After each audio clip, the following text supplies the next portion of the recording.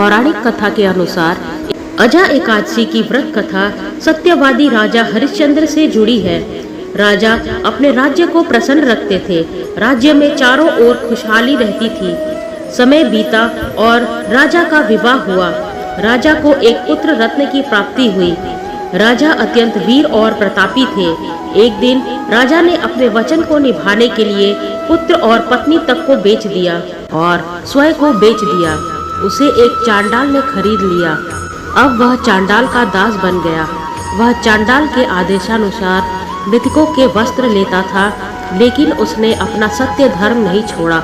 वह कभी भी सत्य के मार्ग से नहीं हटा। राजा जब अकेला होता था तो वह सोचता था कि किस तरह से इस स्थिति से बाहर आ पाएगा, उसका उद्धार कैसे होगा, इसके लिए उसे क्या करना चाहिए।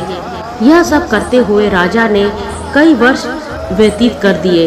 एक दिन अचानक उसकी मुलाकात गौतम ऋषि से हुई।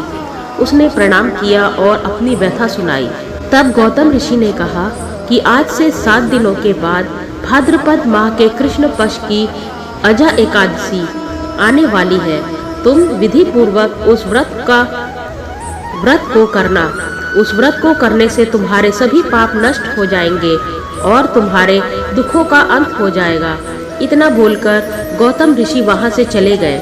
राजा हरिश्चंद्र ने गौतम ऋषि के सुझाव पर अजा एकादशी व्रत विधि पूर्वक रखा और भगवान श्री हरि की पूजा की। इस व्रत के पुण्य प्रभाव से राजा हरिश्चंद्र के समस्त पाप नष्ट हो गए। उनका मृत बेटा जीवित हो गया। उनकी पत्नी अपने पूर्वता स्वरूप में आ गई। वह रानी की तरह सजी हुई थी। इस व्रत के पुण्य प्रभाव से उनका राजपाट फिर से मिल गया। अंत में राजा हरिश्चंद्र अपने परिवार के साथ स्वर्ग चले गए। भगवान श्री कृष्ण ने युधिष्ठिर से कहा कि जो व्यक्ति अजा एकादशी का व्रत विधि पूर्वक करता है, रात्रि जागरण करता है, उसके सभी पाप मिट जाते हैं और वह स्वर्ग प्राप्त करता है। जो व्यक्ति अजा एकादशी व्रत कथा सुनता है, उसे अश्वमेध यज्ञ का फल मिलता है।